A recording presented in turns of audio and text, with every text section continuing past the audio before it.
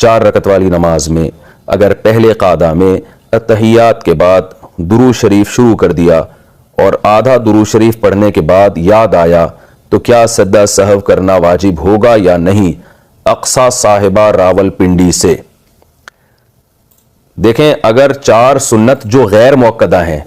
یا 4 رکعت نفل پڑھ رہے ہیں تو پھر اتحیات کے بعد پورا درود شریف بھی پڑھ لیں، دعا بھی پڑھ لیں تو بھی سجدہ سہو واجب نہیں ہوتا۔ لیکن اگر 4 سنتیں موقدہ پڑھی جا رہی ہیں یا 3 رکعت وتر پڑھے جا رہے ہیں یا کوئی بھی فرض نماز پڑھی جا رہی ہے تو اس میں 2 رکعت کے بعد کھڑے ہونا تھا اور اتحیات کے بعد درود شریف پڑھ لیا ایسی نماز میں اور تاخیر ہو گئی، تو پھر ان نمازوں میں حکم یہ ہے کہ اللہم صلی علی محمد وعلی آل محمد کما صلیت علی ابراہیم، جو علی ہے نا ابراہیم سے پہلے علی، اس علی تک اگر کسی نے پڑھ لیا تو سجدہ سہو واجب ہو جائے گا۔ اور اتنی تاخیر پر سجدہ سہو اس لیے واجب ہوگا کہ اس بارے میں کوئی حدیث تو نہیں ہے کہ کتنی تاخیر پر واجب ہوتا ہے، تو اس لیے فقہا کا اختلاف ہوا ہے، تو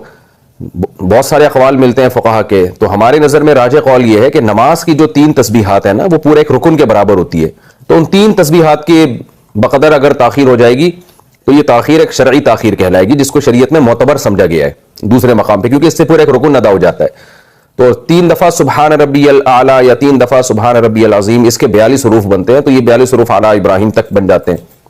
اور بھی اقوال ہیں، ہماری نظر میں راجح قول یہی ہے، تو کوئی کسی بھی قول پر عمل کر لے اس کی نماز انشاءاللہ درست ہو جائے گی، ہماری نظر میں راجح یہی ہے۔ تو اللہم صلی علی محمد وعلی آل محمد کما صلیت علی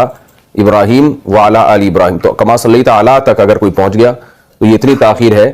کہ اس سے سجدہ سہو واجب ہو جائے گا۔